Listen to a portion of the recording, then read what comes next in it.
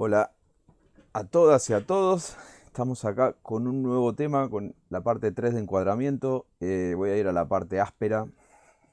Es un tema que no se ve muy seguido, no hay mucho análisis eh, respecto a todo el concepto de manejo integral del movimiento nacional justicialista por parte de Perón. Sí, está una breve introducción, pero es una breve introducción, sino un amplio estudio de lo que es la conducción política a través del libro Conducción Política, pero después de eso nunca se hizo un buen análisis de cómo manejó Perón el movimiento nacional justicialista durante su exilio. Así que estas son dos palabras sumamente importantes, conducción y encuadramiento. Ahora que va a terminar la cuarentena, arrancamos picante, efectivamente. Ahora que va a terminar la cuarentena y empiezan todas las organizaciones políticas. Para el buen funcionamiento de las organizaciones políticas debemos tener muy presente el tema de la conducción y el encuadramiento, la organización. Vamos a arrancar por la parte humana de la organización, que es la calidad de la conducción. Dice Perón que lo que necesita nuestra juventud es organizarse. En otras palabras, las masas no valen ni por el número ni por la capacidad de sus componentes, valen por la clase de dirigentes que tienen a su frente. Por eso es tan importante, vale, ¿cómo andás? Por eso es tan importante el tema de la formación de los dirigentes de encuadramiento, de los dirigentes de conducción estratégica, todo. Hay que formarse, hay que adoctrinarse, por favor, porque en esa calidad de los conductores y las conductoras está el éxito de las organizaciones. Entonces, de la clase de conductor que tenga, de la clase de conductor que se tenga, depende en gran medida el éxito a que deba aspirarse. Fíjense que no habla tanto de la organización, ni de la cantidad, ni del número, sino de la clase de los conductores que tengan esas organizaciones. Vean qué importante cómo mueve el eje, que a veces parece que nos quieren vender de que con el número ya es más que suficiente para tener una buena organización. Yo lo he visto toneladas de veces en muchísimas organizaciones militantes que solamente plantean que la militancia es una cuestión de número, y no. Es una cuestión de encuadramiento, y ahí entra en juego la calidad de los conductores.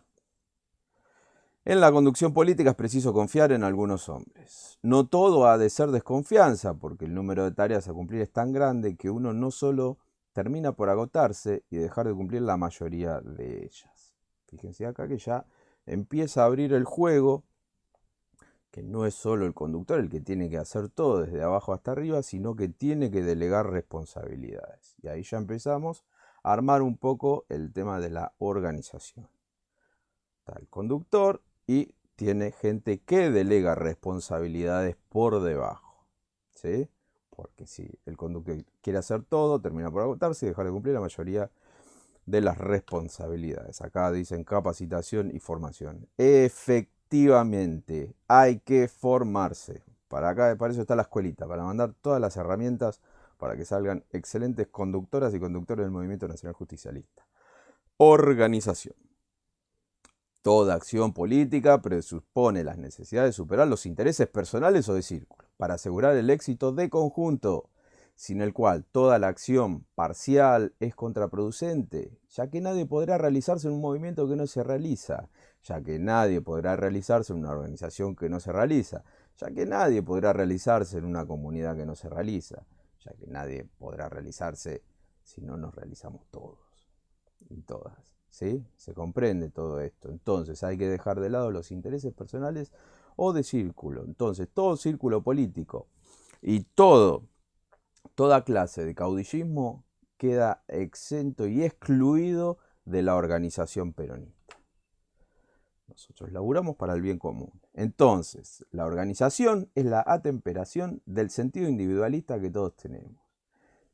Acá podemos ver varios vicios de la conducción y de la militancia, porque si nosotros hablamos de la conducción podemos hablar de caudillos, de círculos, pero también de la militancia, que siempre hemos hablado acá, el tema de los encartuchadores, los que engañan, los trepadores, los parásitos, los que utilizan en la organización para vender hacia afuera, los que trepan dentro de la organización cagando a los compañeros y a las compañeras.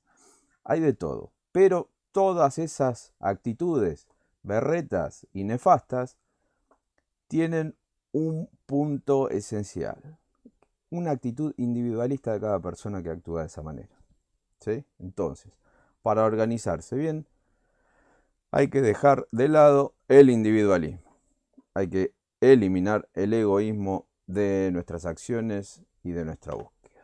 Entonces, conducir una fuerza organizada y encuadrada en organizaciones adoctrinadas y homogéneas como las nuestras es simple.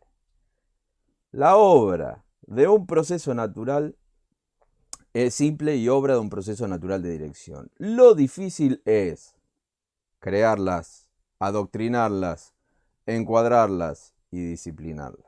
¿Sí? Disciplinarlas no es pegar. Acá vale, hablas con el tema de las encartuchadas, efectivamente. Sí, te hacen la totona. Vení, vení, vení, vení. Y estás en una película y te utilizan. Y es malo utilizar a los compañeros y a las compañeras para beneficio individual. No está bien. No está bien. Hay que identificarlo y quebrar patitas. Bueno, lo difícil es crearlas, adoctrinarlas, encuadrarlas y disciplinarlas. ¿Sí? No es solamente que nos juntamos una buena cantidad de amigos, compañeros y compañeras y listo, ya está la organización. No, no. Hay que darle forma, hay que darle unidad de concepción, hay que darle unidad de acción, encuadrarlas, elegir conductores tácticos y disciplinar. Disciplinar, ustedes se piensan que es como una cuestión del ejército, de que le pegamos un palazo al que se porta mal. No, disciplinar es que cada uno entienda su puesto de lucha dentro de la organización, entienda su misión y se genere una jerarquía natural dentro de la organización, una disciplina natural, porque la nuestra es una disciplina del corazón. Nosotros elegimos estar en esa organización y elegimos ser conducidos. ¿Sí? Juani, ¿cómo andás? Caro, ¿cómo andás? Bueno, seguimos. Recordamos, esto es una ayuda a memoria, la organización tiene que ser simple, objetiva, estable y perfectible. Simple, se tiene que comprender, tiene que ser fácil de comprender. Objetiva, tiene que tener una finalidad clara, no oculta, clara, clarísima. Desde el primero hasta el último tienen que saber hacia dónde apunta esa organización. Porque si la organización tiene intereses ocultos de tipo individual o de círculo, vuela por el aire. ¿Sí? Ojo. El tema de la estabilidad es para evitar que seamos una bolsa de gatos. ¿Sí? Entonces, una organización estable genera que no nos transformemos en una bolsa de gatos. Y perfectible de ir mejorándola con el tiempo, haciéndola evolucionar. Hugo, ¿cómo andás? ¿Sí? Pero todo esto necesita una unidad de concepción, que lo hablamos 7.000 millones de veces, y una unidad de acción. La unidad de concepción pertenece al comando estratégico y la unidad de acción pertenece a los comandos de la lucha táctica. Así debe ser, desde el punto de vista ideal, la organización de las fuerzas. Unidad de concepción para la unidad de acción. Todo esto, la unidad de concepción, base, el adoctrinamiento, pensar de una manera similar. ¿Quién no ha estado en una organización que ha encontrado gente que es contrera, que siempre busca la quinta pata al gato? ¿Sí? Y todo para tomar una decisión tenemos que estar 500 millones de años. No funciona. Para eso está el adoctrinamiento y la unidad de concepción. Porque si no nos ponemos de acuerdo, actuamos para el ojete. Entonces, llevándolo a una cuestión más macro, tenemos un comando estratégico en el cual orienta esa organización. Lo que hace el comando estratégico es ver el panorama, analiza el panorama, ve los problemas, ve los objetivos, traza los objetivos y los comandos de la lucha táctica ejecutan las tácticas para obtener esos objetivos. ¿Sí? Entonces, la organización del mando tenemos en un primer grado el conductor. Conduce el conjunto, el conductor estratégico. ¿Quién sería en un caso Perón? ¿Sí? Segundo grado, los cuadros. Claro, aparecen troscos. ¿Sí? Segundo grado, los cuadros. los que conducen a la parte, ¿sí? Los cuadros son los que organizan, los que le dan forma a la organización, los que no tan solo le dan forma de una cuestión organizativa, sino que también adoctrinan para que cada elemento, para que cada parte de esa organización funcione armónicamente y no ande chocándose entre las partes. Y en tercer grado, la masa, los que conforman la parte. ¿Sí? Entonces, conductor, cuadros o dirigentes de encuadramiento y la masa misma. De ahí la importancia de los dirigentes de conducción y los dirigentes de encuadramiento. Los de conducción se encargan de la conducción estratégica y los de encuadramiento de la ejecución de la lucha táctica. La lucha táctica sería en el teatro de operaciones. Conducción estratégica. La estrategia es lo global, son los objetivos. Los cuadros es fundamental, me parece. Sí, efectivamente, sin cuadros no vamos ni a la esquina. Pero el cuadro no solo es un tipo que sabe mucho de historia, el cuadro te organiza cualquier cosa, te adoctrina, enseña con el ejemplo. Es un conductor, pero ahí en el terreno. ¿Sí? El conductor estratégico es una persona con muchísima experiencia y muchísima sabiduría que sabe encontrarle solución a todos los problemas. Hace muy buenos análisis de la realidad. Y si lo mandás al teatro de operaciones, también es buenísimo como táctico. Y ahí se conforma, en base a esa sabiduría y a esa experiencia que tienen los conductores estratégicos, se forma una jerarquía natural. Porque se manejan tan bien que el mismo conducido lo admira y lo respeta y ahí se forma la jerarquía. No es una cuestión de jerarquía que lo ponen a dedito y que yo soy el jefe porque soy el jefe. No, nunca, nunca. Un peronista nunca se maneja de esa manera. La estrategia orienta, no somos un ejército. Esto no es el ejército, no somos soldados. La estrategia orienta. El comando estratégico maneja el conjunto, sin detallar. ¿Sí? Observa la situación y sin dar detalles traza orientaciones. ¿Sí? La conducción táctica maneja la lucha en el teatro de operaciones. Ejecuta las orientaciones estratégicas. Entonces, ¿cuál sería la base de todos los conductores de encuadramiento del estratega? Con sensibilidad e imaginación. Ver, base para apreciar. Apreciar, base para resolver. Resolver, base para actuar. Acá, dentro de la conducción estratégica, podemos plantear que sería de la visión macro, el conductor estratégico ve la situación, pero en general. La aprecia, le hace un análisis, resuelve los problemas que traza los objetivos y también resuelve los problemas que pueden estar en el camino a esos objetivos. Y ahí actúa que le baja la información a los cuadros tácticos y ahí los tácticos, en base a los objetivos, aplican el mismo sistema, con sensibilidad e imaginación, ven la realidad porque están en el teatro de operaciones, analizan cómo pueden,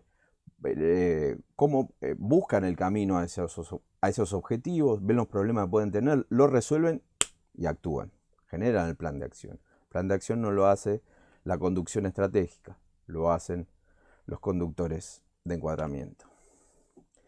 Dice, acá ya empezamos con palabras raras, ¿sí? Así que vayan. Consejo Superior Peronista era la conducción estratégica, ¿sí? El Consejo Superior Peronista estudia y resuelve los grandes problemas de la estrategia general del movimiento. Yo soy partícipe de ese consejo. Soy uno de los tantos dentro del consejo. Fíjense cómo baja el nivel. Yo tengo una misión y ellos tienen la suya. Hago lo que tengo que hacer en el cumplimiento de la misión que tengo. De esa manera que yo no puedo dar personalmente un paso sin consultarle a mis pares, porque ellos son mis pares. Acá llegamos a la primera conclusión, que lo que es el consejo estratégico. Cuando hagan una organización mínima, gigantesca o un movimiento nacional, se tienen que basar en estas premisas. Porque Perón lo hizo y funcionaba perfecto y siguió funcionando durante décadas. un consejo estratégico, en el cual está el conductor estratégico, que es el más capo, el que la tiene reatada, el que todos lo respetan, ¿sí?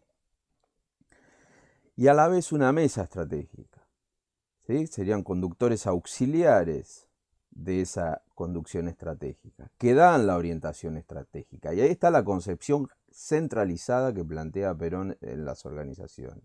De ahí sale la concepción que va a adoptar toda la organización. Y ahí ya pasamos a la conducción táctica, que está por un nivel inferior a la conducción estratégica. Son los que ejecutan los planes de acción para llegar a esos objetivos. Entonces, la realización queda en manos de la conducción táctica, encargada de la ejecución, como de la elección de los medios y las formas de ejecución. Fíjense acá qué importante la libertad y la responsabilidad que lo vimos al principio que le da el conductor estratégico y todo el comando estratégico a los dirigentes de encuadramiento. Ellos, los dirigentes de encuadramiento, esos que están en el teatro de operaciones, los que están ahí en el campo, ¿no? Eligen los medios y las formas de ejecución, porque no dejan de ser conductores, ¿sí? Y la conducción es un arte. Entonces, el conductor estratégico no le puede decir qué hacer al que está ahí en el teatro de operaciones. Le da la libertad, le da la responsabilidad de que se haga cargo en conseguir esos objetivos a través de elegir los medios para alcanzar esos objetivos y la forma de ejecución de los planes que realiza el mismo conductor táctico. Entonces, acá pasamos a un nivel inferior que sería un consejo coordinador. Utilicé la palabra coordinador porque está muy bueno, porque es una palabra que se relaciona muchísimo con el tema del encuadramiento y de la organización. Un consejo coordinador que maneja la lucha táctica, que son los dirigentes de encuadramiento. Y debajo de los dirigentes de encuadramiento están los grupos operativos u órganos de ejecución, mejor conocido como la militancia, la base, las bases militantes, ¿sí? Pero las bases militantes no son inorgánicas, no son anárquicas, están organizadas, están conformadas en órganos. ¿Quién conforma esos órganos? Los dirigentes de encuadramiento. Los dirigentes de encuadramiento organizan a las bases, ¿sí? ¿Para qué las organizan? Para la ejecución de esos planes de acción, ¿sí? Entonces, la ejecución es descentralizada. Las decisiones las toman los dirigentes de encuadramiento, basado en las premisas y en las orientaciones que le dan los dirigentes de estratégicos. Entonces, el Consejo Superior del Movimiento Nacional Justicialista es el órgano natural de la conducción táctica, ¿sí? Debe accionar en todo el territorio de la República a través de sus ejecutores.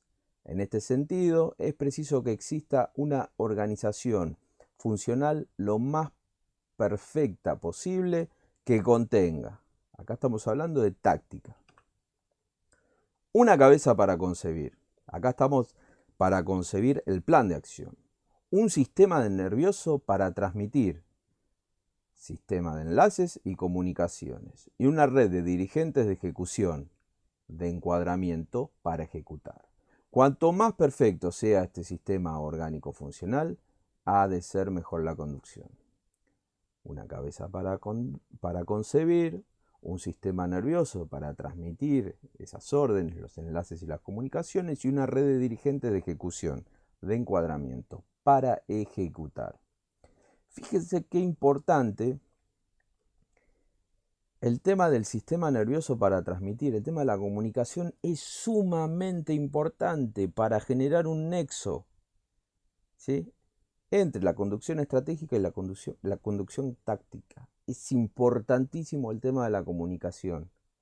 Y la comunicación tiene que ser, digamos, tiene que llegar hasta el último militante de la organización. No puede ser que nadie, o que partes u organismos de esa organización no esté enterado de lo que plantea la conducción estratégica o la conducción táctica, o que se enteren todo cuando llegan a ejecutar esos planes. A veces generan problemas muy graves. El tema de la comunicación es muy importante en las organizaciones. Es muy importante. La claridad, el tema de ser objetivos y claros a la hora de decir hacia dónde va la organización. Porque a veces se generan muchísimas confusiones y mucha gente se enoja y es recontra válido. Yo me he enojado muchísimas veces. Por la falta de comunicación. Y a veces uno se siente un pelotudo en esa organización y no sabe para qué carajo está. Entonces se pierden todas las... Ya deja de ser simple, se pierde la objetividad, al perderse los objetivos. El que está ahí adentro ya no sabe para qué carajo está dentro de la organización, no sabe ni cuál es su misión. Ya pasa a ser un elemento al servicio de vaya a saber qué intereses. Ahí se pierde la estabilidad porque se empieza a destruir la organización. Y se empieza a degenerar, en vez de perfeccionarse, se degenera. Y se va todo al carajo y termina siendo una bolsa de gatos, que es lo que pasa con el 99.9% de las organizaciones. Cuando se pierden 2 o 3 propiedades básicas, principios básicos de la organización, se disuelve todo. Y se va todo al carajo. Y como a todo el mundo le chupa un huevo, se va todo al carajo y las organizaciones se disuelven, se arman, se disuelven, se arman. Sigamos. El Consejo Coordinador tiene la responsabilidad de la conducción táctica y obra en absoluta coincidencia con el Comando Superior Peronista que encarna la conducción estratégica. Absoluta coincidencia. ¿Sí? Los objetivos que plantea y el análisis general que hace la conducción estratégica, cuando se forma el plan de acción por parte de la conducción táctica, no puede encontrarse con ir en contra de los objetivos estratégicos. Es porque hay falta de comunicación o mala predisposición de la conducción táctica. ¿Se entiende? Y ahí se generan los quilombos. Es como una máquina que un engranaje quiera girar para un lado, el otro quiera girar para el otro y se va toda la mierda. Es difícil establecer en las acciones dónde termina la conducción estratégica y dónde comienza la conducción táctica. A veces es complicado dilucidar, mucho más en organizaciones pequeñas, ¿no? Por eso es necesario la existencia del delegado del comando superior, digamos de la conducción estratégica, que en el propio teatro de operaciones debe tomar las decisiones indispensables que posibiliten la mejor conducción, perfectamente coordinada que asegure por la cooperación y un esfuerzo armónico y congruente a los fines fijados por la conducción estratégica. Clave, clave, clave, clave. Tiene que haber armonía entre la estrategia y la táctica, pero esto, digamos, es muy abstracto. ¿Sí? Cuando hablamos de conductores estratégicos, conductores tácticos, hay seres humanos. Y los seres humanos somos muy complejos. Muy, pero muy complejos. Entonces, todo eso tiene que estar analizado, todo eso tiene que estar pensado. El tema de la comunicación elimina muchísimos problemas por eso. Hay que mantener los principios de la organización y hay que mantener muy, pero muy buena comunicación. Si no, es un quilombo. Y después, a la hora de actuar, tiene que haber alguien ahí en el teatro de operaciones que más o menos fiche que no se vaya todo a la mierda a la hora de ejecutar los planes tácticos. ¿Sí?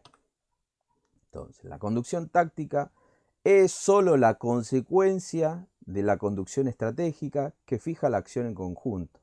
Es preciso entonces que ambas han de mantener una absoluta congruencia y un permanente entendimiento. Seguimos. Que la conducción táctica es una proyección de la conducción estratégica. La conducción táctica, ¿saben qué es? La coyuntura pura. La coyuntura. No mirás un carajo lo macro. Estás ahí mirando boludeces puntuales del día a día. No te proyectás en el tiempo, no trascendés una lección. Te quedás con boludeces del día a día, con la famosa coyuntura que esta escuela detesta profundamente a la coyuntura. Que es bueno a veces el análisis de coyuntura, sí, sí. Pero la conducción táctica solo es la consecuencia de la conducción estratégica. ¿Sí? Estrategia. La estrategia intenta trascender todas las cuestiones del presente. Trata de ir un poquito más allá. La coyuntura de nuevo, efectivamente. Y para finalizar, acá está todo el organismo que plantea Perón en cuanto a cómo debe organizarse. En este caso, todo esto fue sacado de cuando Perón hablaba del movimiento nacional justicialista, ¿sí? Pero nosotros lo podemos llevar a pequeñas organizaciones militantes. No es tan complicado, ¿sí? Lo que pasa es que, por ejemplo, acá en el Consejo Estratégico, cuando pongo el conductor estaba a 13.000 kilómetros de distancia, estaba en Madrid, ¿sí? Tenía una mesa estratégica con la cual él charlaba las decisiones estratégicas, ¿sí? Y de ahí salía la conducción. Después, en Argentina, por debajo de la línea punteada, tenía a los delegados del Consejo Estratégico y tenía a a los conductores tácticos, a los dirigentes de encuadramiento en la Argentina, que la Argentina era el teatro de operaciones, ¿sí? Y esos dirigentes de encuadramiento, acá lo simplifiqué de una manera terrible, pero tenías dirigentes de encuadramiento de la rama política, femenina, masculina y la rama sindical. Y después ya al fin de los 60, 70, la rama juvenil. Entonces tenías conductores eh, dentro de ese consejo coordinador. Por debajo de todo eso estaba la rama política, femenina, masculina, la rama sindical y la rama de juventud, ¿sí? Que cada uno tenía un secretario general de juventud, un secretario general de la rama gremial, un secretario general de la rama política, femenina, masculina. ¿Se entiende? Entonces ese consejo táctico coordinaba con el consejo estratégico. Por ejemplo, Perón tuvo muchísimos delegados que lo echó de una patada en el ojete, digamos. ¿Qué es lo que pasaba? Que cuando se hacían planteos estratégicos y venía el delegado de ese consejo estratégico a la Argentina y trataba de realizar soluciones en la Argentina, en el teatro de operaciones, iba en contra de los planteos estratégicos que hacía el Consejo, ¿sí? El Consejo Superior Peronista. Entonces, ¿qué hacía Perón? Decía, este está jugando en contra del movimiento nacional justicialista. Entonces, ¿qué hacía? Le pegaba una buena patada en el lupite. Que eso es lo que pasó en la época de Lanusse con Rodrigo, ¿cómo andás? Uy, me olvidé, con un delegado que lo echó que decía Paladino. Paladino, que Perón decía que Paladino, que Perón no entendía si Paladino era el delegado de Lanusse ante Perón o era el delegado de Perón ante Lanusse. Fíjense cómo ahí se rompe la cuestión táctica con la cuestión estratégica basado en los planteos tácticos. Porque cuando llegaban todas las resoluciones que tomaba Paladino en el teatro de operaciones, iba en contra de los objetivos estratégicos que planteaba el Consejo Superior Peronista. Eso a nivel macro. Y después, bueno, pasaba también con la rama sindical, había muchísimos quilombos. Pero el esquema general era una concepción centralizada y una ejecución descentralizada. Por eso Perón podía dirigir y conducir al movimiento nacional desde 13.000 kilómetros de distancia. Fíjense qué importante, que no tenía que estar él en la Argentina para que las cosas se resuelvan como planteaba el Consejo Estratégico. Le daba la libertad a los dirigentes de encuadramiento en el Teatro de Operaciones, que era la Argentina misma, les daba la libertad para que elijan los planes de acción para lograr los objetivos. Que el objetivo táctico de Máxima, en el caso de cuando estaba exiliado, era que dejen de proscribir al Partido Peronista y se llame elecciones. Y fue logrado, se luchó, pero durante muchísimos años, a través de... Hubo muchísima gente que jugó en contra, que quería plantear un neoperonismo, un peronismo sin Perón. Bueno, se superó todos esos escollos, o muchos delegados de Perón que jugaban para la dirigencia política gorila en la Argentina, Y superados esos escollos, fue un éxito la conducción estratégica de Perón porque no tan solo logró la vuelta a las elecciones y la eliminación de la proscripción del peronismo, que el Partido Peronista se pasó a llamar Partido Justicialista en el año 72-73, sino que también logró la vuelta de Perón. No tan solo el retorno a la Argentina, sino que volvió a ser presidente. Así que fue un éxito total el planteo estratégico que tuvo Perón desde el 55 hasta el 73. A veces las cosas no son fáciles porque le llevó 18 años, pero lo logró. Fíjense qué cabeza dura, ¿no? Porque tuvo 18 años rompiendo las guindas y lo logró.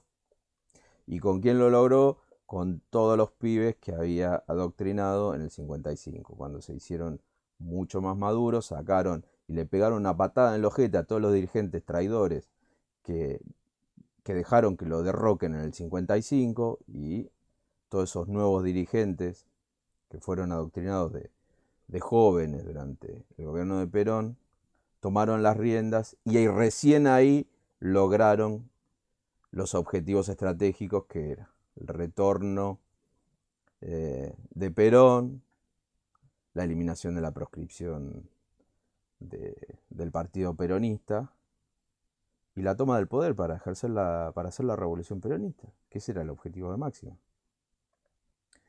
para la búsqueda de la felicidad del pueblo y la grandeza nacional. Así que esto que quizás se pueden haber perdido porque es complejo, pero bueno, como es una visión orgánica de de la conducción, fíjense que este esquema se puede llevar a la realidad de una organización de base militante. No es tan complicado. Lo que pasa es que hay que tener un par de cabezas que hagan buenos análisis de la realidad, que tengan sentido común y que vean los problemas y obtengan buenas soluciones a esos problemas y después unos buenos dirigentes de encuadramiento que mantengan esa organización estable y que se pueda ir perfeccionando esa organización. Así que no es tan complicado, ahora se viene el fin de la cuarentena en algún momento y bueno, vamos a tener que empezar a organizar y bueno, acá están los elementos.